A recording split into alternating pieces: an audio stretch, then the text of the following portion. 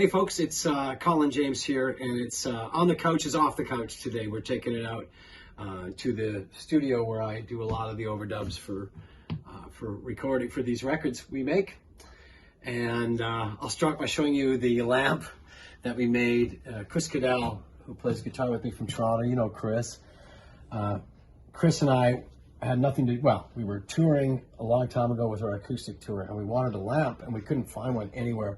So we stopped in Quebec City at Michael's and bought this is a very important studio. That's how you start studio talk. And we were lamping. We created a new verb, lamping. And we lamped all the way to Ontario where we started our shows with this lamp. So we bought all the antique fringe and stuff. It's got gaff tape up here, you'll see. So our attention to detail. But we've had it on the road on a couple of trips. But to my left, we have my brand new, not early 1960s A100. And my brothers, it kind of forced me to buy this. And I say that with all the love. But he said, you got to buy this Hammond that I've become in possession of. And I said, I don't play. I don't really need one. And it was, a sizable investment. And but we did it. We bought it and we restored it. It's ready for the road. It's got a beautiful Leslie cabinet in the other room. And now when people come and visit, they can play Hammond right here in my home studio, which is so cool.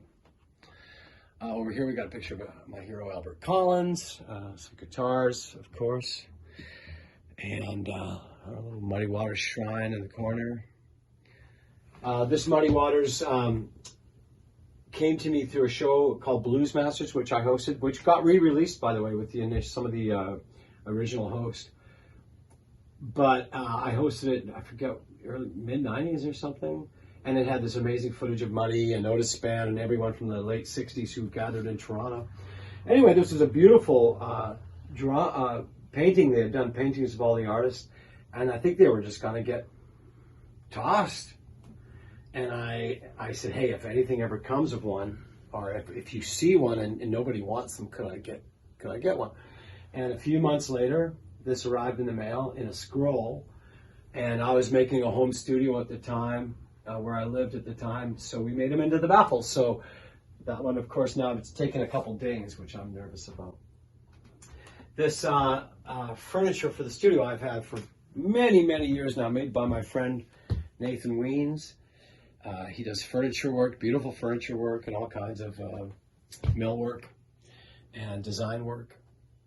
But this one really has come from studio to studio over the years, and it's just been fantastic.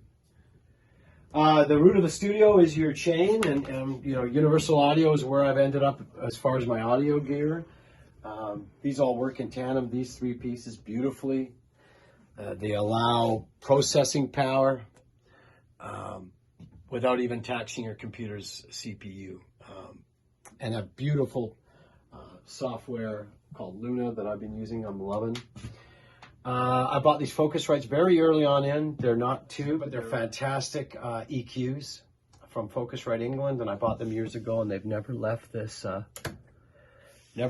rack. They've always sat here, and they're still great to this day.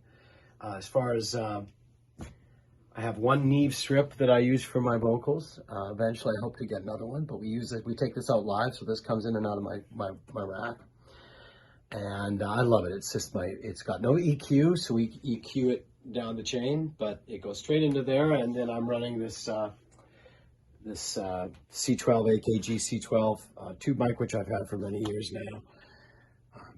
Use it on Little Big Band 1, and in the old days, they were gunmetal gray with a silver grill, and I like that better, but it's still been fantastic. And I also got this TubeTech stereo compressor years ago, and it's one of those things that, they tell you need when you first get a studio, and it has been great. There's so many software emulators, but you can only get the real thing, and never sad I own that.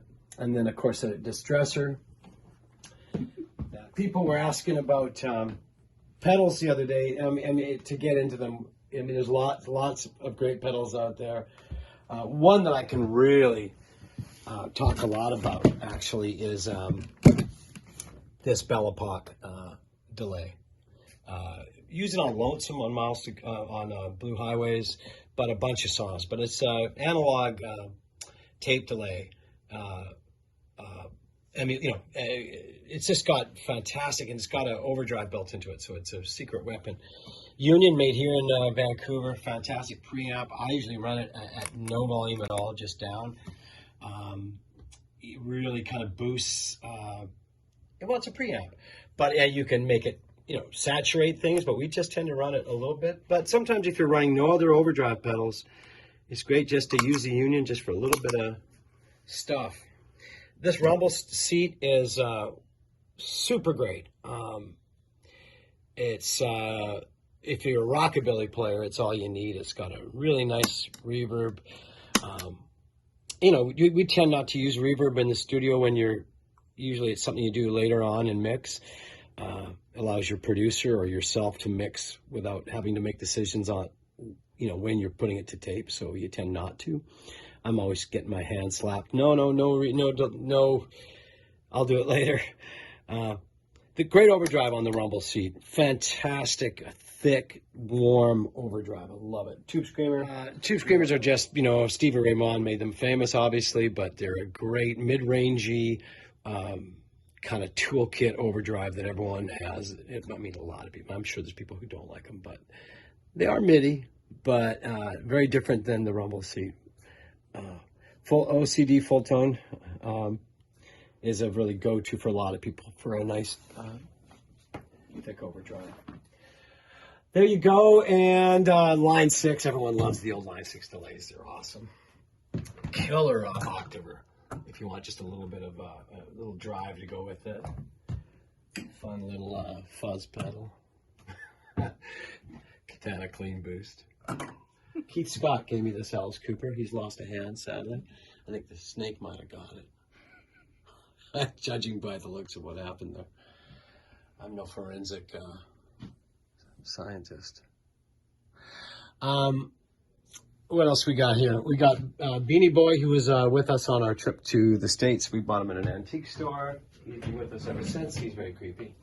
A long-standing relationship with Matchless since early 90s, I guess. And I've always loved they've been a go-to amp for me for a long time.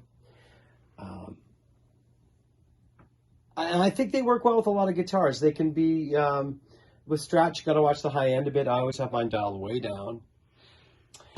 Down below that, we have the Divided by 13, which has also been great. They're a boutique amp out of Los Angeles.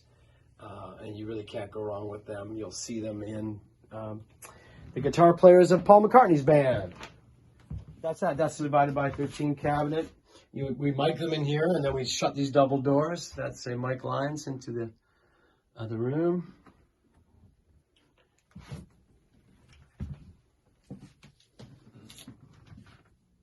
All right, so that's our on the couch today, off the couch in the studio, and kind of how things work. And I got work to do today. I'm going to probably attempt to solo out this song, and not sure on what yet. I'll have to figure that out.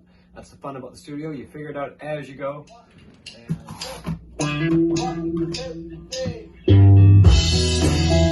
And...